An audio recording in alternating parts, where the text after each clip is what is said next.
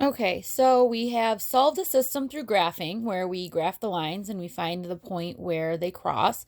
We've solved the system through substitution, and that's where we substitute in something for something else and we solve.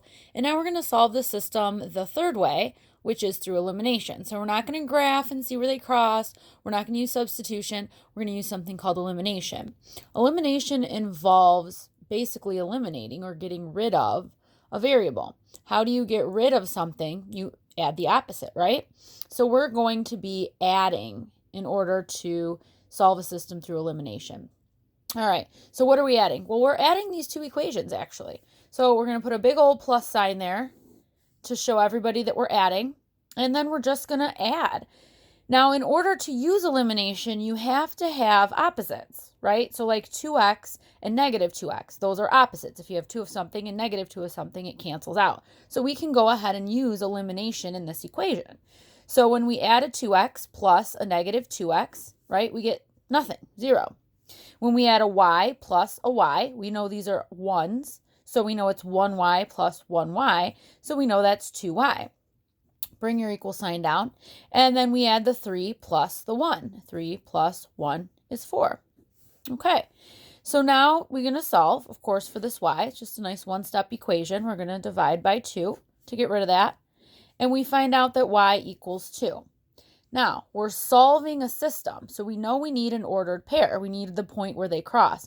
So we have our y value, 2, but we're missing our x value. How do we do that? How do we find that x value? All you do is go ahead and replace y with 2. Okay, let's use this first equation.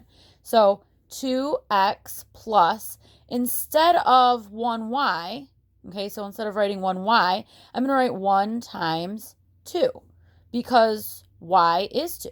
So I'm going to replace the y in this equation here, and I'm going to replace it with this 2.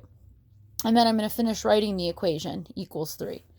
And then I'm going to go ahead and make sure that I multiply here. Okay, you got your parentheses, make sure you multiply 1 times 2, which is 2. Bring everything else down, so bring down the equals 3, bring down the positive, because 1 times 2 is a positive 2, bring down the 2x. And now let's solve this two-step equation so we can get x. So we're going to get rid of the positive 2 first by adding a negative 2. 3 plus negative 2 is 1. Bring down the 2x. And how do you get rid of this 2? Well, it's multiplied, so of course you're going to divide by 2 to get rid of it. And so you get x equals 1/2. Okay, so now you know your x value is 1/2. So now you have your ordered pair, but remember, you always want to check your solution. How do you check it? Well, replace x with 1/2 and replace y with 2, right? Because your x was 1/2 and your y was 2. So let's use the second equation.